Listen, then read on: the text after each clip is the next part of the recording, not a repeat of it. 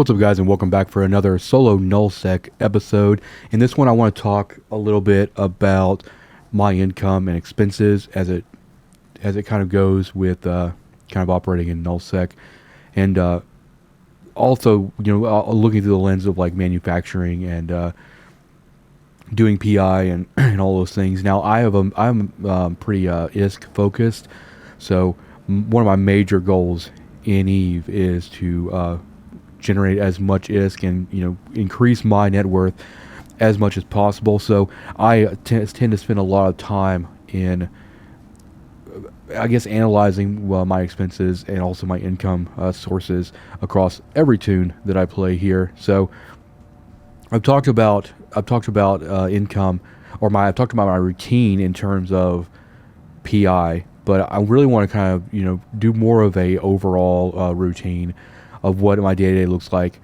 over the course of like maybe a week or so. Now, not counting the initial push out here to Null, I did purchase a lot of the equipment and a lot of the BPOs and a lot of materials to come out here. But now that we've stabilized in manufacturing and things, I've limited the amount of import that is actually done here, and the goal there is to just like produce or use up as much of the materials we have in terms of PI, isotopes, things like that, and just kind of flip that into usable items that I can sell here in Null-Sec directly. A lot of the focus over the past few weeks has been in fuel blocks, and while we've already started transitioning the PI away from fuel blocks, we still have a considerable amount of isotopes that need to be used before we can really kind of put that kind of manufacturing on hold.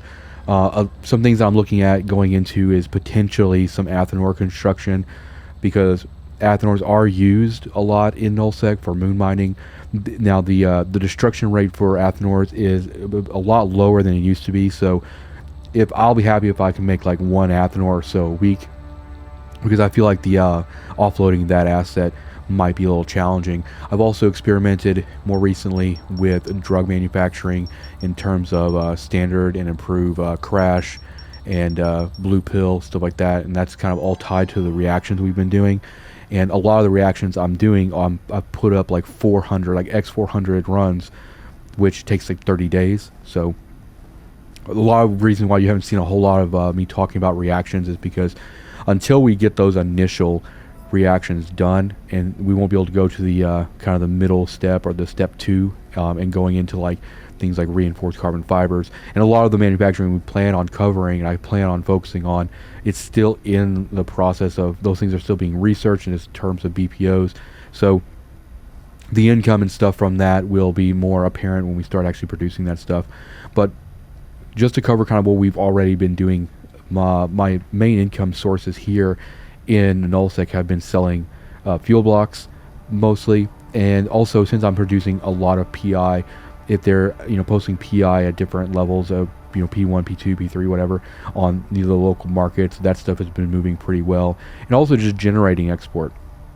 I don't typically try to export all the way back to JITA, and if I do, I have to hit a certain cubic meter so that it's cost effective. So a lot of the times when I'm running data and relic sites, the stuff that comes out, the loot that comes out of that, the loot that comes out of rat sites that I don't melt down, like faction modules or overseer effects, those things are kind of just like put in a certain spot, and we slowly build into an export that we can send to JITA. And probably in the next week or so, once everything gets kind of out of research, I want to start producing mobile tractor units. The reason why I am going into mobile tractor units is because they're pretty easy to manufacture. I will have to do a little bit of mining out here for like Megasite and Zydrine and things like that. Everything else will probably be imported from the high-sec tune in terms of Trit, Isogen, and Noxium. But that stuff's in research right now. So the reason I try to focus on that kind of stuff is because people lose MTUs quite a bit. They leave them out in space, or they don't bookmark them. So there's a pretty decent mark out here for that, and I want to kind of see how that kind of progresses as well. Now, I want to move into like expenses. Like, what does it actually cost for me to be out here? I do not rent, so I just kind of operate in one of the systems for with people that I know. Now, I'm a big believer that you can be in a corporation and still play solo, and for me, that's absolutely how it works. I am in a corporation with people that I've known for years and years and years, but I operate solely autonomously in doing whatever I need to do or whatever I want to do. I have no mandatory fleets. I have no mandatory requirements, but I do try to produce things that people here in the local null block might find useful, like fuel blocks or MTUs or Sino ships or whatever the case may be. Now, as far as expenses go beyond, so since I don't pay rent, I don't have to worry about any of that stuff. A lot of my expenses are actually import export with PACUs with PI. So it's a very, very small amount of ISK that I have to pay when I'm moving stuff around and processing stuff. It's a very, very little, which I appreciate on that. Very low tax rate for that stuff. I do have to pay, I do have contract fees. So if I'm like contracting stuff to sell to people or things like that, or putting stuff on local buy markets, those are also expenses. And also if I'm exporting to JITA or if I'm importing, I have logistics fees. So I'm using like the Alliance Jump Raider service or whatever. But I would say that my expenses are so incredibly low out here that pretty much anything that I need to do in terms of income vastly outweighs all that. Like even job costs for researching and manufacturing are all pretty much negated with the income streams that I do have. And so you see me here, I'm doing product discovery. Just like PI, I'm extremely obsessed with project discovery, mostly because project discovery, I don't really care too much about the actual per submission ISK, but more or less like I'm just farming levels so that I can get the rewards from that, which end up being pretty sizable. It's a long-term investment, but the thing is, the ISK I get from the project discovery submissions covers all of the costs that I spend on taxes doing PI. It also covers the job cost, aside from like capital stuff, right? That's really, really expensive, but just like your normal everyday BPOs that are putting into research or manufacturing.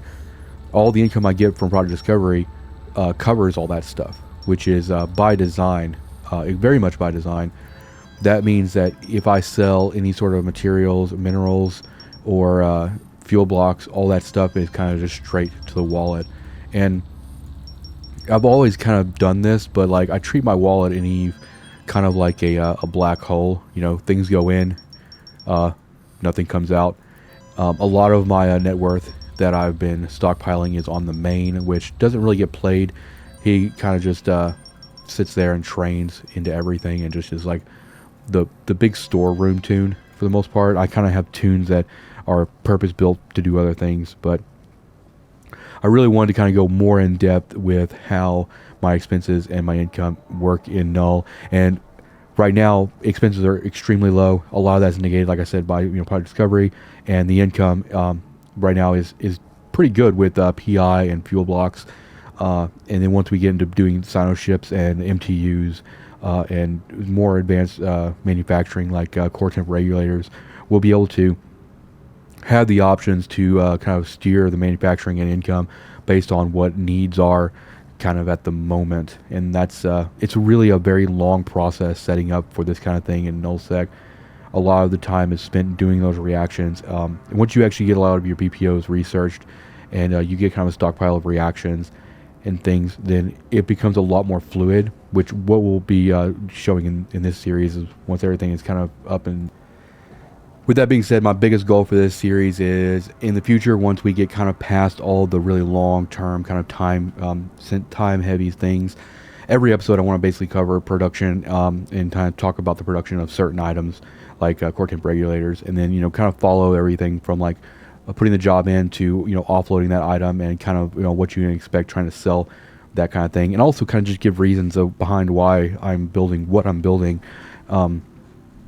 And I think that'll give a lot of good perspective in terms of like if you're wanting to get into manufacturing and you want to like kind of exist in Null-Sec, the activities that you can do. We do need to do like a lot of ratting here in the next week or so just to melt down loot and kind of get some of the the more rat loot that we melt, the less we have to worry too much about focus targeting certain ores for like isogen and oxium, a megasite, into going into a lot of the like base the things that we need to manufacture. So I've been working a lot on setting up and doing reactions and doing research and getting a PI all set up. But now that that's all kind of done, it's kind of operating as normal, we can really start pushing on the ratting and melting. I'm also still working on salvage alts to make my life a lot easier. So like here we have a Noctis. This Noctis will end up going on an alt and following me around to do melt and salvage stuff for rig manufacturing and just, you know, getting those minerals. I try to keep as little ships on hand as possible. So like the Noctis is there for salvaging and stuff like that to help with like I said, rig manufacturing and melting down loot. The Buzzard I use for data and relic sites, and that's also for more salvage and the data cores for invention and things like that. The Ray, the jump freighter, that's for, you know, getting things to market and kind of just moving stuff around. The Tengu for ratting. I'll probably bring a Golem out here, a Marauder. It does a lot better with more high density rat sites where we can get more loot and we get more salvage in kind of just a one area. And then beyond that, we have, you know, epinols, we have cranes. The crane is basically my my daily driver for moving PI around, moving small amounts of stuff around in Null-Sec and things. Also, all of my alts that are here are also training into to cranes. And cranes directly replace the PI ships. So I will come completely off of epinols and pretty much get rid of those once we all get everybody into cranes, because they're just faster from point A to point B. You have more control if you're going through gates, if you're doing PI in multiple systems, which we are. So it just makes things a lot more feasible, because we also want to make sure that we don't have any ship losses, because that can also kind of impact our bottom line. But for the most part, we are in the black as far as our budget goes. We're doing really, really well. Thank you guys for watching, and I'll see you guys in the next episode.